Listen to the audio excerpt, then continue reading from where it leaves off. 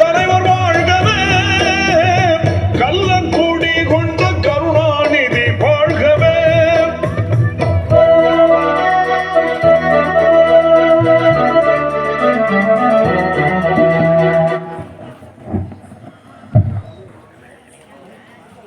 என் உயிரிலும் மேலான உடன்பிறப்புகளுக்கு வணக்கம். காவேரி தந்த தமிழகத்து புதுமணலில் கிளம்ப வைத்து சேர சோழ பாண்டி மன்ற கோபுர கலசத்தில் யார் கொடிதான் பறப்பது என்று போர் தொடுத்து கொண்டிருந்த காலம் அது. அந்நாளில் போர்க்களத்தில் தான் அடுக்கா கத்தாவி பயந்து செத்தார் தந்தை என்ற செய்தி கேட்டு தனல் மேல் மெழுகானால் தமிழகத்து கிளி ஒருத்தி. அனல் போலும் கண்ணுடைய அயலூர் சென்றிருந்த அவன் கணவனும் வந்துட்டான். புனல் போகும் விளையாடை அவர் போர் செய்தி தந்திட்டார். தந்தைங்களப்பட்ட செய்திக்கோ தவித்தா என்றார். இல்லை என்பா, முல்லை சூழின் நாட்டு படைக்கு ஒரு வீரர் கொந்திட்டார். நல்லதொரு உடையில் ஒரு கிளிசல் வந்தது போல் என்றோ இனி தடைந்து நிலவுவரே பகவரே எண்ணினே அடைபட்ட கண்ணீர் அணை உடைத்ததான் என்றார். அவன் புகவிட்டு கிளம்பும் ஒரு புலி என புகவிட்டு கூறுமும் எரிமலை என பகவெட்டி சாய்க்கும் வால் எடுத்தான் சூடுழைத்தான். சுடமுகம் தூக்கினான் சுக்குநூறாத்தான் சூழ்ந்து வரும் படை என்றான். நாடு மிக்காமல் வீடு திரும்பேன் என்றான். நங்கையோ நகமிழக்கம் செய்து கன்றே என்றான். திரும்பி வருவேனோ இல்லையோ எதற்கும் இப்போதே ஒரு முத்தம் இந்த திரும்ப என்றான். கொடுத்தான் பின்பு தொடுத்தான்.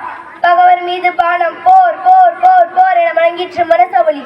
பார் அந்த பைங்கிலியின் உரிமையாளர் பகவர் மீது பயந்து கொள்ளும் வீரம்பார் என்று பட்டாளத்து தோழரெல்லாம் வைத்துரைத்தார்.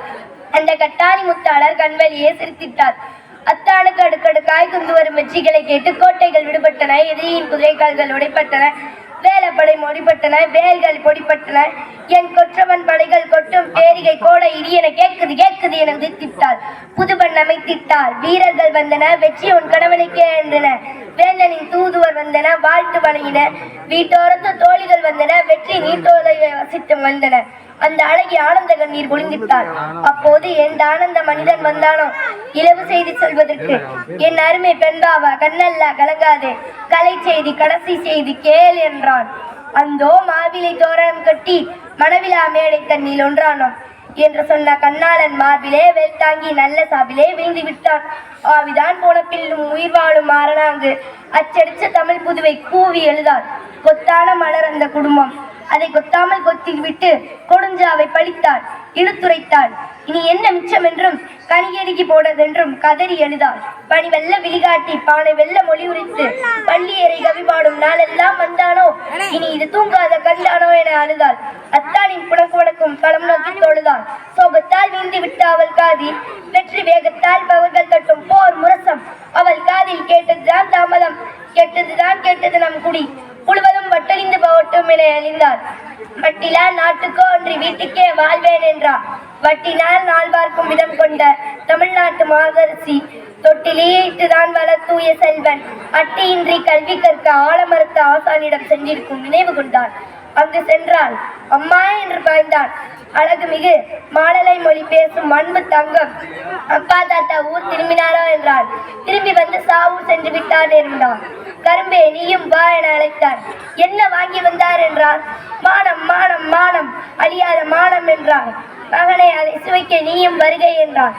வந்து விட்டான். குல கொழுந்து குடும்ப குத்துவிளக்கு எதிர்ந்து கொண்டே கருதினார்.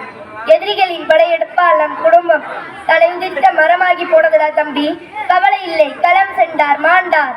ஆனால் இந்த நிலம் உள்ள வரையில் மானம் காத்தார் என்ற பெயர் உள்ளவர். உன் தோளில் குலம் பலம் உள்ள வரையில் புகவேசாடு பரணிபாடு. இது உன் தாய் திருநாடு, உடனே ஓடு என ரத்தகாவி படிந்த வாள் கொடுத்து சென்று வா மகனே செருமூனை நோக்கி என வாழ்த்தி விட்டு திருவத்து காட்சி தன்னையே போற்றி பாடாதோர் உண்டோ இப்போ உலகில் என்று சொல்லி தாளாது தாளாது தாளாது. நன்றி, வணக்கம்.